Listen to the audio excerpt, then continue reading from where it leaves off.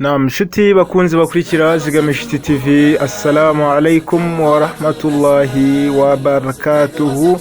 Aka kanya wanje muri studio kugira ngo tuganire byinshi ku bikorwa umuyisilamu ashobora gukora nyuma y'igisibo gitagatifu cya Ramadan, nyuma yuko tumaze kwizihiza umunsi wa Eid al-Fitr. Ibikorwa byiza biba bigikomeje, hari gusiba stati shawari, ibyo byose ni ibikorwa umuyisilamu yakabaye akora. Rero uri muri studio ndi Ismail, ariko tukaba turi buze kwakira n'umutumirwa muri iki kiganiro.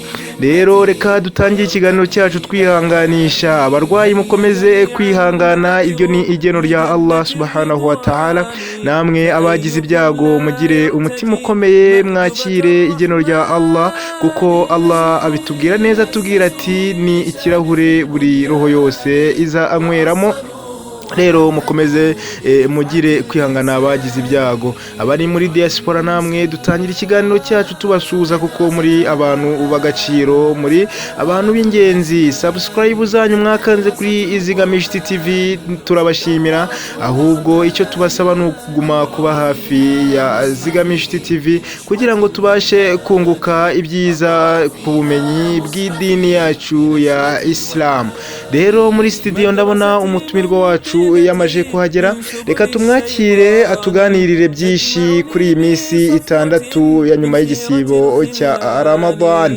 Ye mukiri kumwe nawe mu kiganiro ndi Ismail. Reka twakire umutumirwa wacu.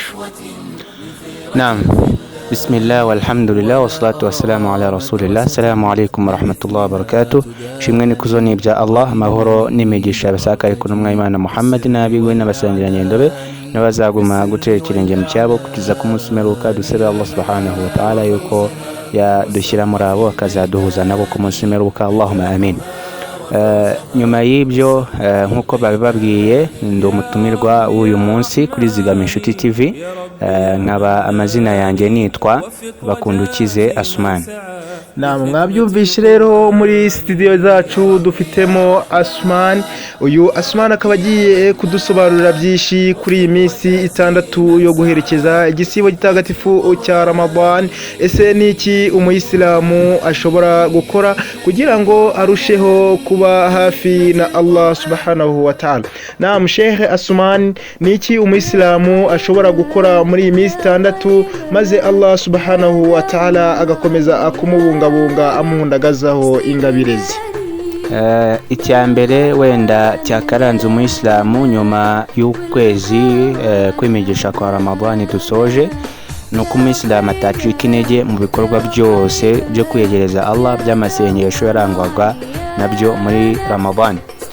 Ni muri urwo rwego rero hari n'ibindi bigiye bitandukanye intumwa y'Imana yadushishikarije, aho yatubwiye iti uzasiba ukwezi kwa Ramadan akarenzaho n'iminsi itandatu y'ukwezi gukurikira Ramadan ariko kwitwa Shawwal, uwo nguwo imbere y'Imana azaba ameze cyangwa se azahabwa ibyiza nk'ibyo uwasibye umwaka wose. Ibi rero ni ibigaragaza agaciro n'ibyiza n'ubuhambare n'uburemere bwo gukora ibada y'igisibo muri iyi minsi itandatu nyuma y'uko usoje ukwezi kwa Ramadan. Ikindi ni uguhozaho gutanga sadaqat, amaturo, abatishoboye, imfubyi, abakene, abo bose ukagerageza kubafasha. Allah subhanahu wa ta'ala ntabwo ajya burizamo ibyiza n'ibihembo n'ingururano z'abafasha abandi kuberaho. Mwabyumvise rero ati turusheho gutanga sadaka, twita ku bafite ibibazo bigiye bitandukanye, ipfubyi ndetse n'abakene. Ati Allah subhanahu wa ta'ala ntago azanga guha agaciro ibikorwa byawe wakoze ukiri muri ino si y'abazima. Nanjye rero ntago nareka kukubwira ati turusheho gukora swala cyane, ndetse tunarushaho gutanga amaturo mu nzira ya Allah subhanahu wa ta'ala, kuko ariho idini yacu yubakiye. Ese shehe, iyo akenshi bavuze gutanga usanga abenshi bavuga ese ko ndi umukene ni iki natanga, ese dukeya mfite ndamutse nutanze ati se Allah yatwakira, kandi mbona hari abatanga ibyinshi kurusha njyewe ibyo natanze. Ni gute wasobanurira nk'abayisilamu bibaza kuri iki kintu ati mfite dukeya, sinibaza uburyo naduha Allah ngo atwakire kuko nanjye ubwanjye tutamagije? Shehe, umuyisilamu utekereza gutya ni iki wamubwira?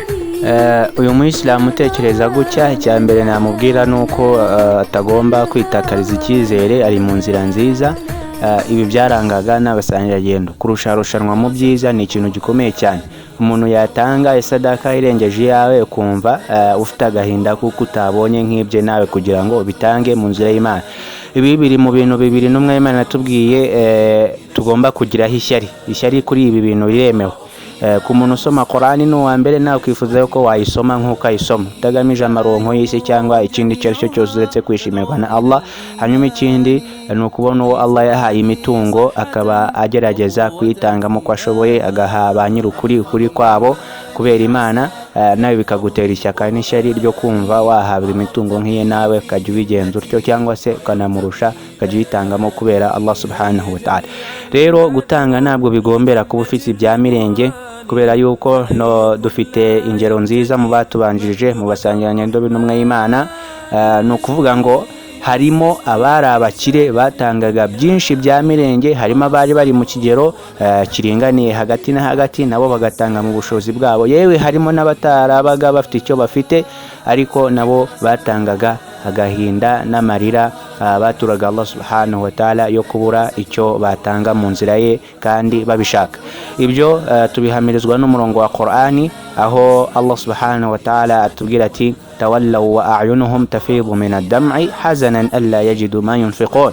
Atubwira inkuru y'abasangirangendo ubwo bitangaga, harimo abandi babuze icyo batanga. Allah aravuga ati basubiye inyuma, amaso yabo ajenga amarira yuzuye agahinda. Hazanan, ibyo nta kindi ari ukubera agahinda kuko alla yajidu ma yunfiqun, batigize babona icyo batanga nabo mu nzira y'Imana. Akagahinda nako ukagize Allah subhanahu wa ta'ala ntabwo ku munsi meruka azigira akaburizamo. Ni muri urwo rwego rero buri wese atanga bigendanye n'ubushobozi bwe. Ushobora gutanga akantu gato, Allah subhanahu wa ta'ala akakuvaniraho ibibi byinshi, ibibi 70 binarenzeho byari kukubaho, akagatubura. Allah subhanahu wa ta'ala ya masadaka yacu dutanga arayarera, ku munsi meruka tuzayasanga yaravuyemo ibintu bikomeye cyane, mu gihe wewe ushobora kuyitanga ubona yuko ntacyo ukoze, ariko kwa Allah subhanahu wa ta'ala yudha'ifu liman yasha, atuburira uwashatse. Mwabyumvishe rero inshuti bakunzi bazigamije TV yuko shehe akomeje kudusobanurira byinshi umuyisilamu ashobora gukora maze imuhweza Allah subhanahu wa ta'ala akarushaho kuzimusakazaho tudacitse intege. Urabyumva rero yuko yaba ari umukene nawe afite ibyo Allah subhanahu wa ta'ala amuha. Ati umukene ashobora gutura amarira ye n'agahinda Allah, hanyuma Allah akabona yuko ababaye kuko ntacyo afite ngo ashyire mu nzira za Mwenyezi Mungu subhanahu wa ta'ala. Rero uyu mwanya n'uwanjye n'uwawe, turusheho gutanga mu nzira za Allah subhanahu wa ta'ala, maze tuzabone ibyiza Allah agenera abagaragu be, dore ko ijuru rihora rifunguye ritegereje abakora ibikorwa byiza kugira ngo Allah subhanahu wa ta'ala abishyure ingororano bakoze bakiri muri ino si. Rero inshuti wowe ukurikiye Zigamije TV, ikiganiro cyo nakagaruka, reka ariho dushyiriraho akadomo, aho umuvandimwe wacu twari kumwe muri studio we amaje kugenda. Reka tumuherekeze maze tugaruke tubabwira gahunda ikurikiye n'icyo ejo tuzaba turimo kuganiraho ku bushobozi bwa Allah subhanahu wa ta'ala. Wassalamu alaikum wa rahmatullahi wa barakatuhu. Mwari kumwe n'umuvandimwe wanyu Ismail muri studio za Zigamije TV.